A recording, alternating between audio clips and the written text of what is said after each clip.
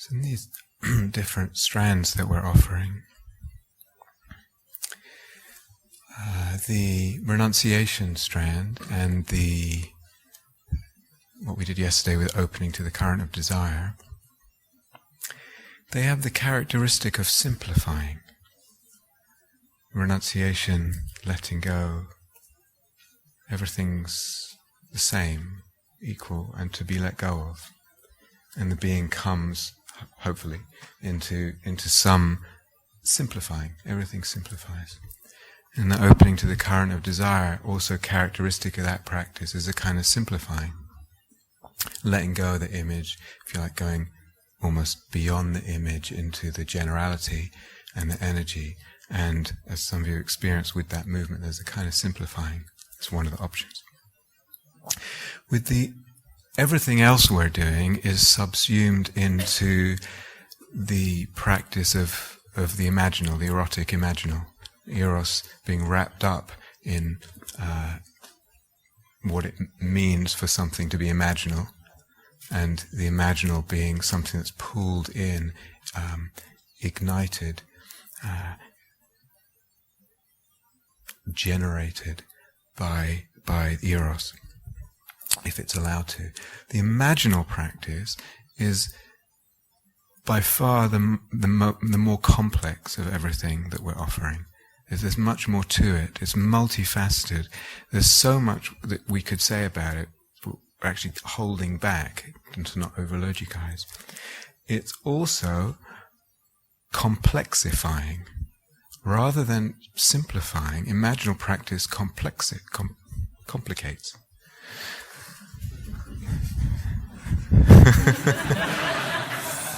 I have English O-level. So this is different than how we tend to think of Dharma practice. It by its nature, images complicate. And this whole soul-making dynamic, when the Eros is allowed, it's allowed its movement, it will start generating more images, discovering more to an image and discovering more images, generating, creating and discovering more images, more aspects to images, more folds within an image.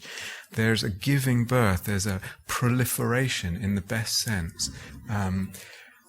Create, discover, reveal, folds, aspects, dimensions, complexities, further images, and then images spread in cosmopoesis to the world, to others, to ourselves, to different aspects of ourselves.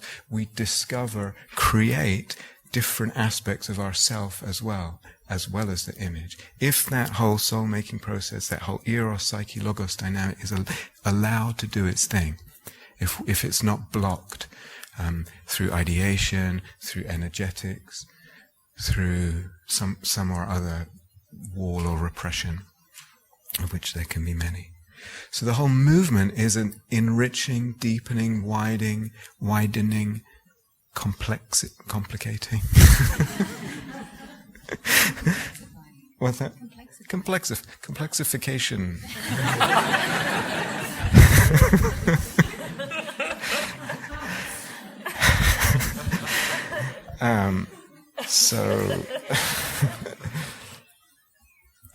But given that,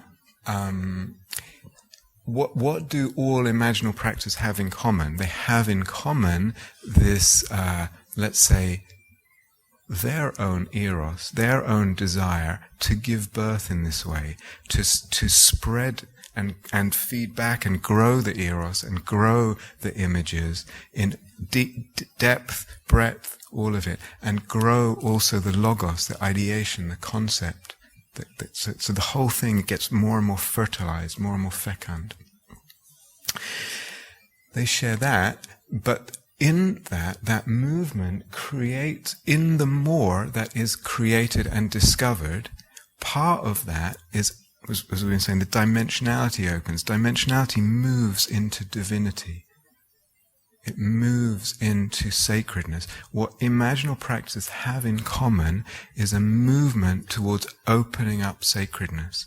The creation, / discovery of more and more sacredness, more and more kinds of sacredness. Sacredness in places we would never even have thought to look for sacredness, places in which we would never even have thought or realized even existed. Dimensions of our being, aspects of our body are not only made sacred, they're also discovered in themselves. We didn't know that facet existed. So despite the complicating nature of imaginal practice, one of the characteristics it shares is this movement towards generating sacredness, the discovery, the revelation, the creation,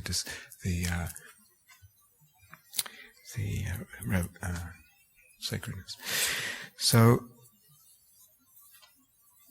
body, for instance, we talked about body this morning. Catherine talked about body. We have an experience or a conception of body that we move, or conceptions and experiences of body we move through in our life, shaped by the dominant cultural paradigm, shaped psychologically by certain experiences and feedbacks and what people have told us that our body looks like or is to them.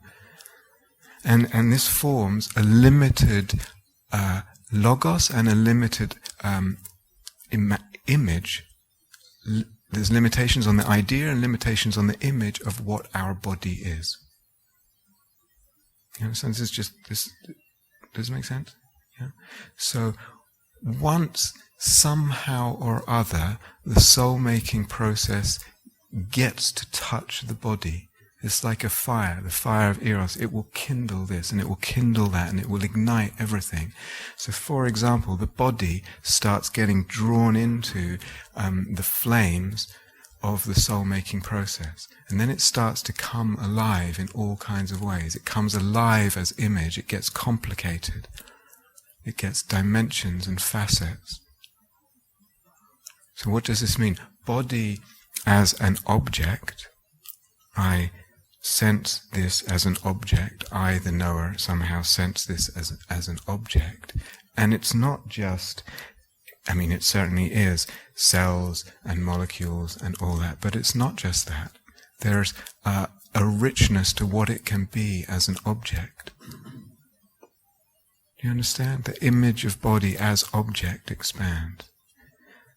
The image of body and the idea of body and the sense of body and the felt experience of body as subject also begins to be drawn in. In other words, the body is a locus of knowing. I know through the body, through my eyes, through my nose, ears, touch. And those senses, as Catherine was talking about, also the range of our experience and our conception and our image of what the body is as a locus of knowing. So my friend says, I know through my ovaries, she says. Because you tell that to a biologist but something's happening in the soul making. It becomes a valid way of knowing. The subjective pole, if you like, of what we conceive and imagine the body to be is soul-making has got it, and it's come alive, and it's opened, and it's complicated, and it's enriched, and where is it going? Something is added, and that very knowing through the ovaries is felt as a sacred knowing, because the soul-making has got it, and the vision, similarly. There is no end to this. There's a potentially endlessly generative process here. Yes. Body as object, body as subject, body as, vessel, vehicle of expression. We speak in the world, we move in the world. And it's not, of course, this is not just functional. So what is it to feel the body and to move the body soulfully? It's coming from soul. The movement is coming from soul. I know that some of you know this intimately. In the last retreat in August, we said, so as we have this walking, what we do is we sit still in meditation usually, and then we walk up and down in a line. Now, of course, when the postman and people come, they think that's completely bonkers. It depends. Now, we have a culture here where it's very normal. So normal, in fact, that if someone does something else, it looks weird. So if everyone's still in the meditation, this person's doing this kind of like that, and it's somehow culturally, in this culture, not okay. Or if you're out there and somehow you're doing your thing, moving, again, people are like, well, you should be like, it should look a lot more miserable. So we're conditioned culture, and this is part of what limits the soul-making dynamic. You understand? So this is culture too. An instruction now. We would like to open up what meditation means. So yes, it can be really still, and there can be a lot of stillness inside, and that's what's there right now, and that's what one's going for, and that's feeding the soul. At other times, something wants to move. And the question is, can I be in touch with the energy body? Can I feel that? Can I let it move and be in touch again? My compass is the sense of soul-making. And if I can feel those resonances, that means I don't understand it, but something in the body needs to do this thing, then we let it. And that's our walking/moving/standing meditation. And then of course it's like, maybe people think I'm bonkers, or do I look good? All that. There's part of the problem with all this. That's another limit on the soul making, is its ego. It's a rigidity of ego and that whole thing. So we'd like to invite that. Now, and sometimes you can be sitting, and I've seen people do this. There's a gentle movement happening in sitting. Why not? If it feels right with the energy body, if it feels like this is somehow soulful, trust it. Go for it. And obviously in here you have to be relatively quiet. There's a third possibility, we mentioned this on the last retreat. Third possibility is that I'm actually sitting or standing or whatever really, really still. So from the outside it looks like I'm not moving at all. When I feel into my energy body, I can feel that stillness, and I can also feel something is moving. I feel my energy body moving. I'm sitting here like this, and something in me is dancing, or something in me is turning somersaults, or something in me is jumping for joy, bouncing around the room. It's not ungrounded at all. I'm really in touch with the experience of the energy body, kind of both experiences. So sometimes that's a third option, is you just let the energy body and the imaginal body, so to speak, do its thing, but you're in touch with it. Yes? So there's an instruction there. But to go back to this point I said earlier, yes, imaginal practice is complex. There's a lot of sides to it and a lot to say. It is also complicating. That's its nature, that's its movement, in the most beautiful way, the most gorgeously generous movement of the mystery of things. But that's what imaginal practice have in common, this movement towards opening up, this movement of opening up sacredness. We discover more and more kinds of sacredness. Okay? I'm talking about long-range movement here. I mean, little discoveries, but also long-range movement.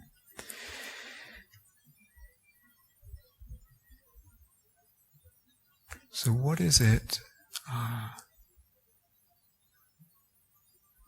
You may really know that. You may recognize it. I know that. Either I already knew it, or you're just putting into words what I had sensed anyway. Or you may feel like I don't quite get that yet. Doesn't matter. What I want to draw our attention to at this point is intention. It's probably the case that most of us here are here because of that longing and yearning for sacredness. There's something about that we recognize as important, and we want more of it, and we want to discover more of it, and we want more to be included in the sacred. More and more sides and facets of the world, of the self, of other, of body, of material, and also of the beyond. So sacredness can be both beyond the world, so utterly transcendent, and thoroughly in the world and through the world. Both. And if soul-making is allowed its thing, it will have it all. It will have all kinds of sacredness, some that you can't, no one in this room can even think, including me, and Catherine, cannot even think of right now. It doesn't even occur to us yet. It's there waiting to be created, discovered. So what is it to, however much you recognize this, however much it makes sense to you right now, what is it to touch into that intention? If there's some desire for that, if there's some intention for your practice, for your life to open up and discover more sacredness. Does this make sense? So, can we do a little exercise together? If we can clear the mats and the sitting stuff to the sides of the room, and see if you can do this with the mindfulness of the energy body. You don't need to face me. In fact, the whole point of the exercise that we're going to do in a minute is to face everything or anything. So just feel yourself standing. Feel the rootedness with the contact with the floor. Feel the rootedness in the earth, the connection there. And feel your heart, whatever is moving in your heart right now, whatever it is.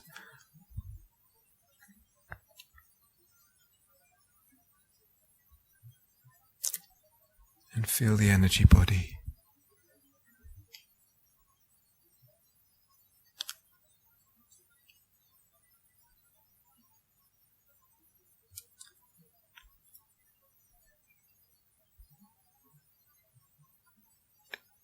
Now, just see if it's accessible, and it's okay if it's not in this moment accessible to you. Just some sense of your intention, your longing, your desire to discover, to know more, to be intimate with more sacredness, or sacredness in the world.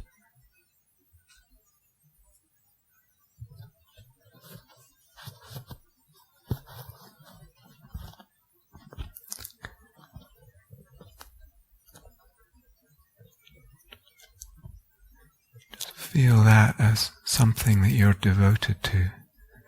Can you feel, in whatever way you experience that, in your heart, in your being, in your soul, this direction, this devotion of your soul to sacredness, to discovering, to participating, to knowing sacredness?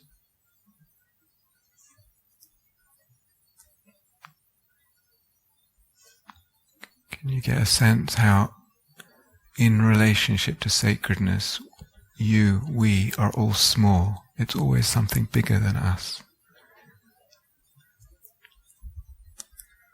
There's always more to know.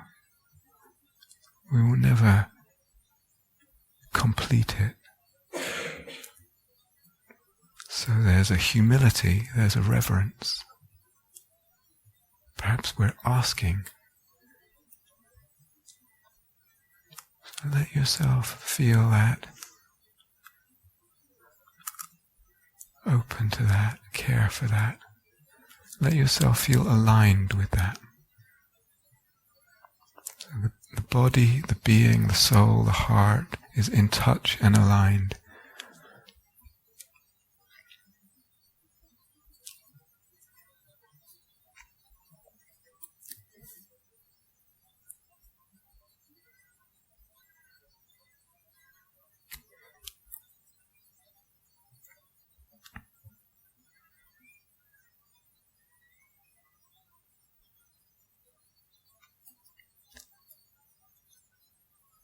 Let me ask you another question. Can you trust this movement into more sacredness, into the discovery, the creation, the revelation, the opening of more and more sacredness? Can you trust that it's even possible that more and more of the folds and dimensions and aspects of all existence, inner and outer, material and non-material, that they can be subsumed, involved, seen, felt, known as sacred in different ways? Is there some trust in that potential opening, that potential movement?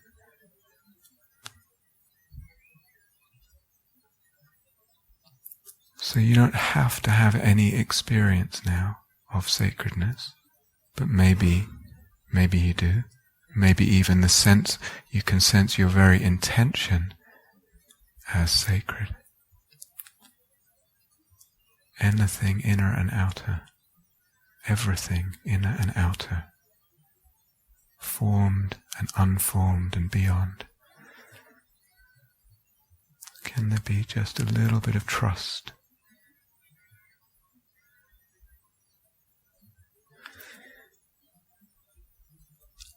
And now, when you're ready, in your own time, take your time, you can open the eyes and open the senses. Sound, sight, touch, perhaps smell, perhaps taste. And everything that comes to you through the senses, everything in which we participate in perception, in the movement of the senses, whatever you experience in terms of that right now, can you, to use Deborah's Catherine's image of the holy fire as the eros, as the intention, your intention that it too can be subsumed, involved, seen, sensed, felt as sacred. I don't need to have that experience right now. I'm just regarding it with this humility and intention.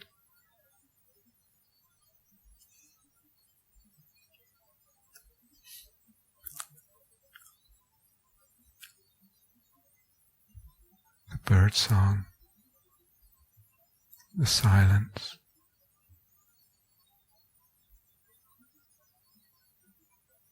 your own body's sensation of standing, the other beings in this room,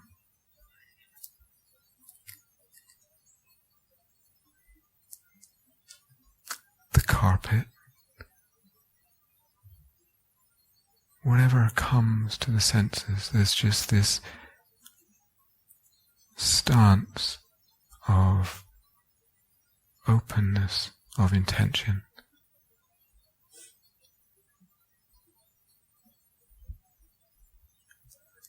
And what if, when you feel ready, and if you feel ready, begin to move, walk slowly around the room at whatever pace feels right. And whatever comes into the fields of all the senses, one is regarding it with this intention that at least I trust or I aspire, I hope, I want to move in the direction that one day too, somehow that is subsumed in the sacred, is seen, felt, experienced as sacred.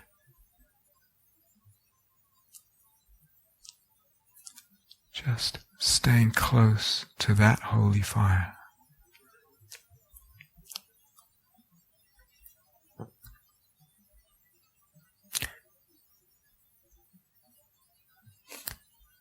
And if it feels okay to make eye contact, you see the intention to regard others as sacred,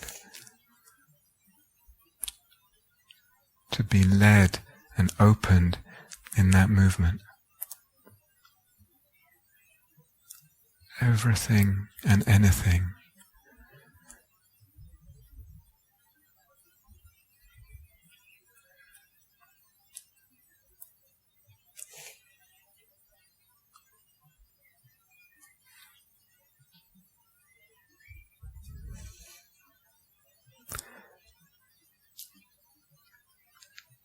So it's not experience we're chasing right now, it's just we're taking care of an attitude, staying close to that holy fire in a certain direction of intention.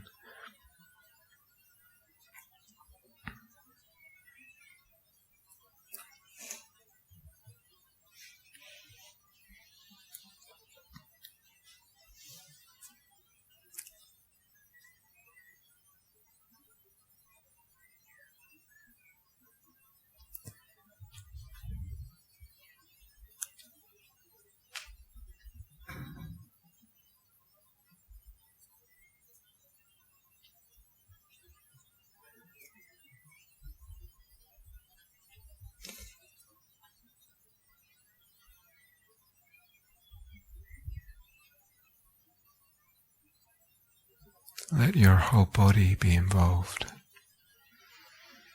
in this alignment of the being. Heart, body, soul, senses, world.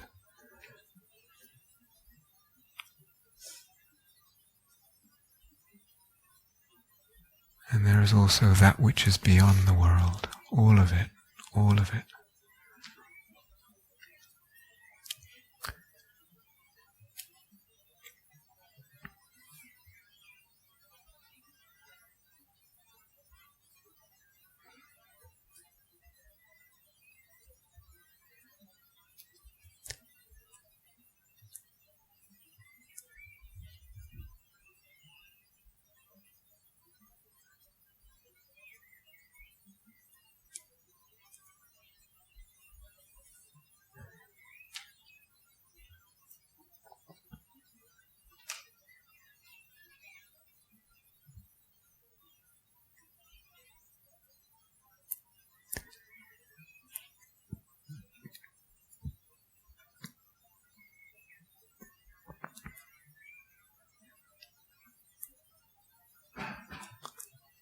There is nothing that cannot be sacred.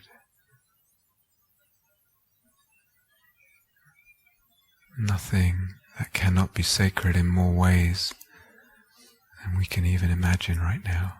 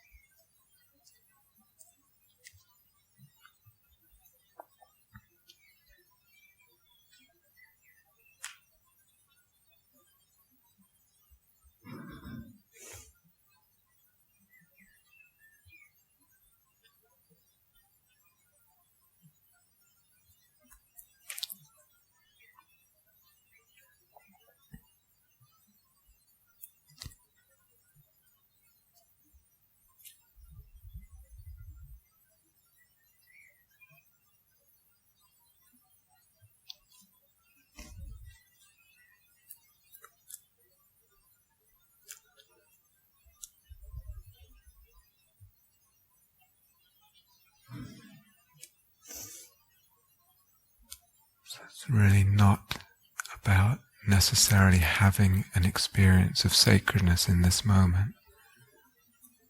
It's just the humility, the openness, the aspiration, the closeness to that holy fire, the dedication to allowing things to open and reveal their sacredness to us, their sacrednesses to us.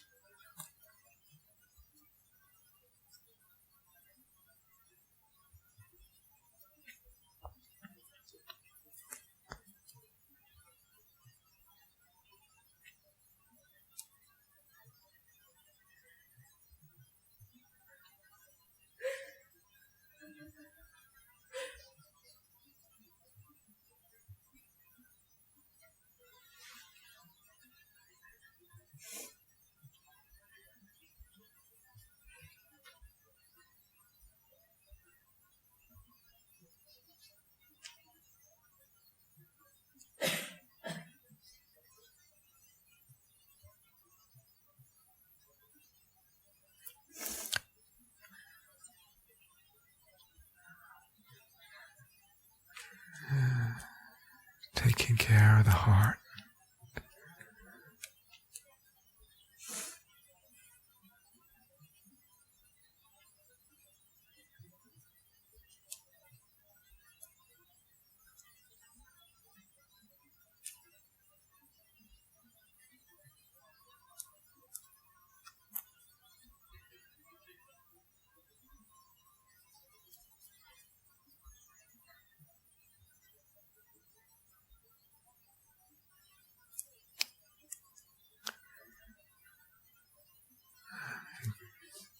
Intention is impermanent, so of course we lose it.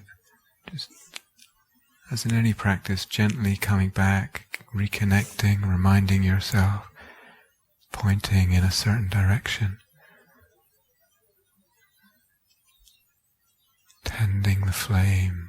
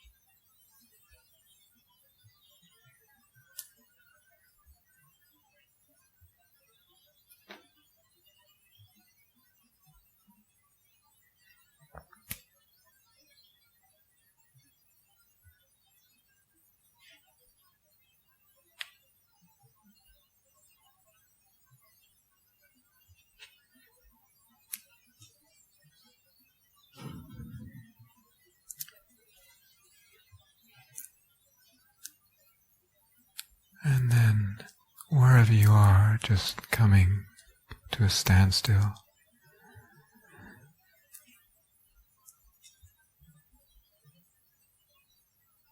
Can you be open to all of you right now? Body, heart, soul.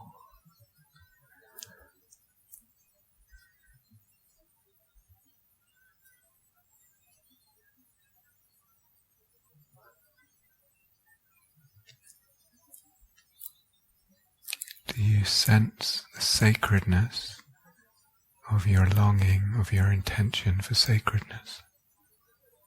Do you see the beauty? Can you feel the beauty of your intention?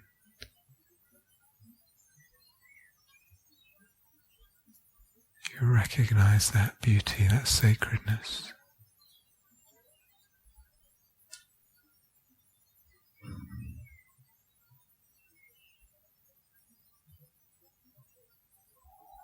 Where does it come from, this longing?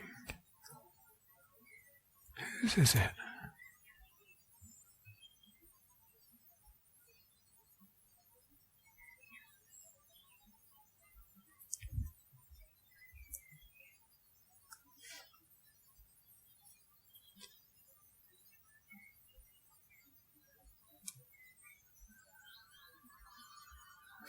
Again, staying open, connected to all of you, body, heart, soul, mind. Can you, just to end now, can you bow in whatever form that wants to take for you? It doesn't have to look like a bow, but bow in whatever form that wants to take to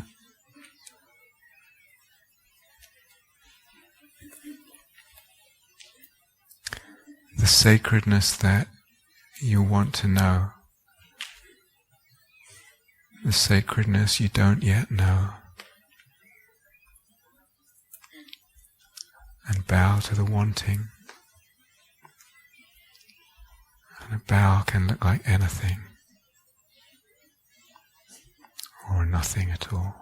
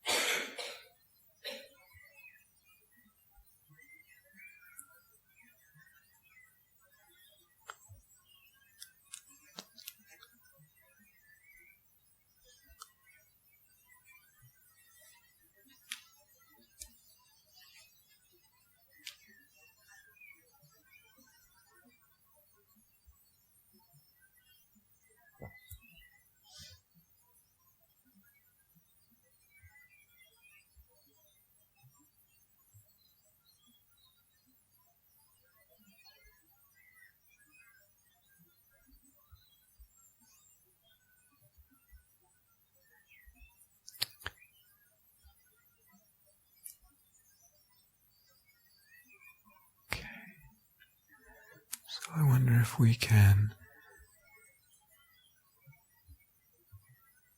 rearrange the room to how it was, but I wonder if that can happen in a way that we stay connected and caring to the heart, stay connected, caring to the body, the energy body, and this soul as well. So don't let that care get lost in the movement.